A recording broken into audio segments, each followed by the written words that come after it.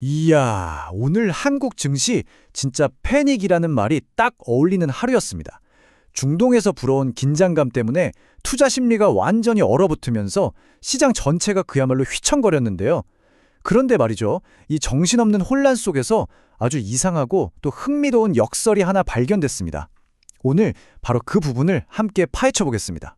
바로 이거예요. 진짜 역설적이지 않나요? 보세요. 분쟁이 일어난 곳에서 한참이나 떨어진 한국 증시는 3일 내내 급락하는데 정작 분쟁의 한가운데 있는 이스라엘 증시는 같은 기간에 오히려 올랐다는 거. 와, 이거 진짜 이상하죠? 대체 왜 이런 일이 벌어진 걸까요? 아니, 어떻게 이렇게 정반대의 결과가 나올 수 있는 걸까요? 오늘 우리가 할 이야기는 바로 이 질문에 대한 답을 찾아가는 여정이라고 보시면 됩니다. 그 핵심적인 이유, 지금부터 하나씩 짚어보겠습니다. 자, 그럼 이 공포가 어디서부터 시작됐는지 그 근원부터 한번 따라가 보죠. 투자자들이 진짜 무서워했던 건요, 전쟁 그 자체가 아니었어요. 그보다는 이 분쟁이 중동 전체를 뒤흔드는 어떤 거대한 에너지 위기로 번질 수 있다는 그 가능성, 바로 그거였습니다. 시장을 진짜 공포에 떨게 만들었던 뉴스들이 바로 이런 것들이에요. 이게 그냥 단기적인 충돌이 아니라 이란까지 엮이는 장기전이 될 수 있다, 이런 우려가 나왔고요. 또 세계 에너지 수송의 심장부라고 할 수 있는 호르무즈 해협이 막힐 수도 있다. 심지어 실제로 유조선이 공격받았다는 소식까지 들려왔죠. 여기에 카타르랑 이라크에서 생산에 차질이 생겼다는 뉴스까지 더해지니까 이 모든 게 투자자들한테는 딱 하나의 신호로 보낸 거죠. 여기서 중요한 건 이런 위협들이 이제 더 이상 그럴 수도 있겠지 하는 막연한 불안감이 아니었다는 거예요. 이게 진짜로 공급망이 붕괴될 수 있다는 구체적인 신호로 읽혔다는 거죠. 그런데 이 신호가 이상하게도 한국 시장에 유독 더 아프게, 더 치명적으로 다가왔습니다.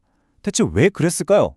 한국 시장이 왜 이렇게 중동 리스크에 유독 약한 모습을 보였는지 여기에는 아주 명확한 구조적인 이유가 있습니다. 뭐랄까, 한국 경제의 치명적인 약점, 바로 아킬레스건이라고 불리는 부분 때문이에요. 바로 이 숫자, 70%. 네, 바로 이 숫자가 오늘 일어난 모든 일을 설명해 줍니다. 오늘 우리가 겪은 이 패닉과 역설을 푸는 열쇠가 바로 여기, 이 숫자 안에 숨어 있습니다. 그럼 이 70%가 뭐냐? 바로 우리나라가 원유를 수입할 때 중동 지역에 의존하는 비중이에요. 그러니까 우리가 쓰는 기름의 70%가 중동에서 온다는 거죠. 이건 다시 말해서 한국 경제가 중동 지역이 얼마나 안정적이냐에 따라서 목숨줄이 왔다 갔다 한다는 뜻입니다. 말 그대로 경제의 아킬레스건인 거죠. 이게 얼마나 큰 차이인지는 미국이랑 비교해보면 바로 느낌이 와요. 보세요. 미국은 세계적인 기름 생산국입니다. 기름을 파는 나라죠. 근데 우리는요? 100% 수입국이잖아요. 기름을 사와야 하는 나라. 그러니까 똑같은 중동 뉴스를 봐도 기름 파는 사람이랑 사는 사람의 입장이 완전 다르니까 시장 반응이 이렇게 다를 수밖에 없는 겁니다. 구조적으로요. 자, 그럼 이 충격이 어떻게 퍼져나가는지 그 흐름을 한번 보세요. 모든 건 중동의 리스크가 커지는 데서 시작해요. 이게 원유 수송의 핵심 통로인 호르무즈 해협을 위협하게 되고, 그럼 어떻게 되겠어요? 당연히 원유 공급이 불안해지고 가격은 치솟겠죠. 자, 그럼 여기서 질문. 원유를 전량 수입에 의존하는 우리나라는 어떻게 될까요? 네, 바로 제조업, 운송비 같은 모든 비용이 폭등하면서 경제에 직격탄을 맞는 겁니다. 결국 이걸 지켜보는 투자자들은 공포에 질려서 주식을 막 던지게 되는 거죠. 이게 바로 이번 패닉이 벌어진 핵심적인 시나리오였습니다. 물론 여기에 불을 지핀 요인들이 몇 가지 더 있었어요. 주가가 떨어지니까 이러다 반대매매 터지는 거 아니야 하는 공포가 확산됐고요. 또 예전에 러시아 우크라이나 전쟁 터졌을 때 시장이 어떻게 박살났는지 다들 기억하고 있잖아요. 그런 학습 효과도 있었죠.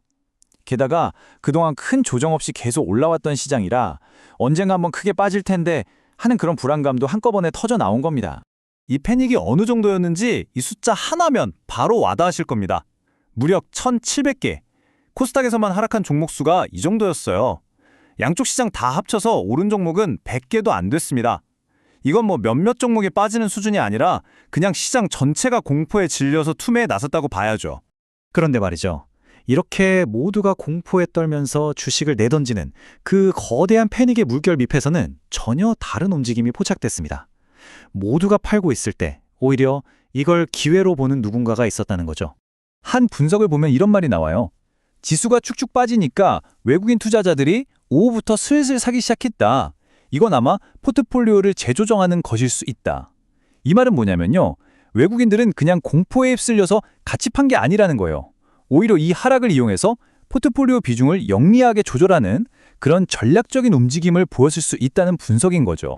이 표를 한번 보세요. 그들의 전략이 아주 선명하게 보입니다. 외국인들은 뭘 팔았죠? 네, 경기에 민감한 전기, 전자, 화학 같은 주식들은 팔았어요. 동시에 뭘 샀죠? 금융, 제약, 통신, 이런 주식들은 보통 위기 상황에서 잘 버티는 방어주라고 불리죠. 그러니까 리스크는 피하면서 동시에 포트폴리오를 다시 짜는 아주 계산적인 움직임이었던 겁니다. 아, 돈의 흐름이라는 게 결코 단순하지 않구나 하는 걸 보여주는 대목이죠. 자, 그럼 이런 정신없는 변동성 앞에서 우리 같은 개인 투자자들은 어떻게 해야 할까요? 이제는 과거를 분석하는 것에서 한 발 더 나아가서 미래를 위한 전략적인 관점으로 이야기를 좀 옮겨보겠습니다. 우리가 뭘 생각해 볼 수 있을까요? 일단 기술적으로 아주 중요한 신호가 하나 나왔어요. 코스닥 지수가 공식적으로 과매도 구간에 들어섰다는 건데요. 이게 무슨 말이냐면 좀 쉽게 말해서 단기적인 공포 때문에 사람들이 너무 주식을 많이 내다 팔아서 주가가 기업 가치에 비해 좀 과하게 빠졌을 수 있다는 신호로 볼 수 있습니다. 그래서 전문가들이 이런 상황에서 제안하는 전략이 바로 이겁니다. 지금의 이 변동성을 위기가 아니라 기회로 한번 활용해 보라는 거죠. 물론 이건 무조건 싸졌으니까 사라는 얘기가 절대 아니고요. 시장을 뒤덮고 있는 공포라는 감정과 기업의 진짜 가치를 분리해서 보라는 의미에 가깝습니다. 다시 말해 원래부터 펀더멘탈이 튼튼하고 실적이 좋았던 회사들 혹은 그동안 시장을 이끌어왔던 주도주들을 이번 하락을 기회 삼아 더 낮은 가격에 살 수 있는지 한번 깊이 들여다보라는 조언인 거죠. 결국 이 말이 모든 걸 요약해주는 것 같아요. 시장은 언제나 공포와 기회가 동시에 나타나는 곳이다. 정말 그렇죠? 그래서 마지막으로 여러분께 이 질문을 한번 던져보고 싶습니다. 지금 우리가 보고 있는 이 하락, 이건 한국 경제의 펀더멘털을 제대로 반영한 합리적인 조정일까요? 아니면 그저 일시적인 감정이 만들어낸 과도한 공포일까요? 이 질문에 대한 여러분 각자의 생각이 바로 여러분의 다음 투자 전략을 결정하는 첫걸음이 될 겁니다.